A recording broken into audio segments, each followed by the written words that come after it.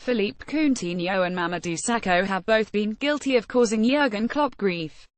Both have rocked the boat and let down a manager who demands that every one of his players always puts the team's interests before his own. However, their fate with transfer deadline day approaching next Thursday will be very different. One will be quickly forgiven and welcomed back with open arms, while the other is shown the exit door. Coutinho will be reintegrated into the squad after the international break.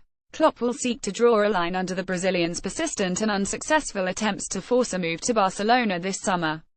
But for Sakho, this is the end of the road.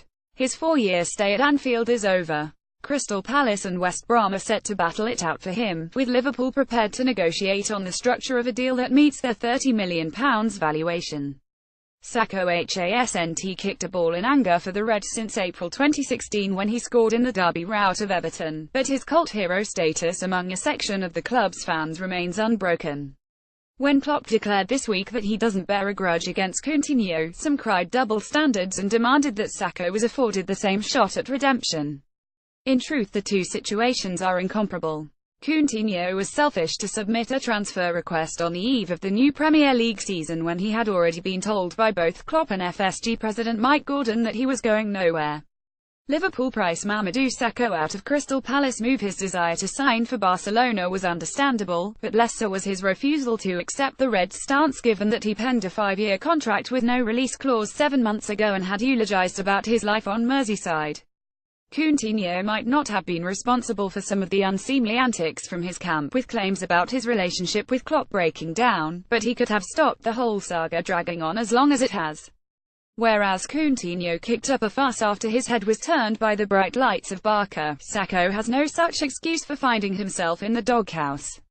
The fact is the writing was on the wall for Sakho when he was sent home in disgrace from Liverpool's pre-season tour of America 13 months ago.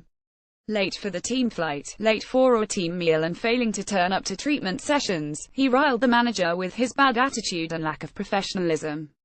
Sakho was already on thin ice after the doping row with UEFA. He was eventually cleared of taking a banned substance but had broken club rules by using a fat burner without Liverpool's blessing. He ignored Klopp's advice to go out on loan a year ago and then unwisely embarked on a late-night Snapchat rant about being frozen out. He did well on loan at Palace in the closing months of last term, but there was never any chance of Klopp holding out in Olive Branch. Talent also comes into the mix because football doesn't operate to a strict moral code. If Klopp really thought that Sakho was the answer to Liverpool's defensive frailties, then that relationship would have been repaired. The better you are, the more you'll be forgiven. Just look at Luis Suarez's charge sheet during his time at Anfield. Some fans will argue that once Coutinho said he didn't want to play for the club again, he should have been sold. But Klopp doesn't share the point of view. He will put aside his own personal disappointment at Coutinho's conduct because he knows what a difference he can make to the side this season.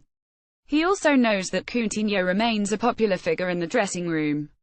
Whereas Coutinho is worth fighting for, Klopp has long since concluded that Sakho simply isn't worth all the hassle.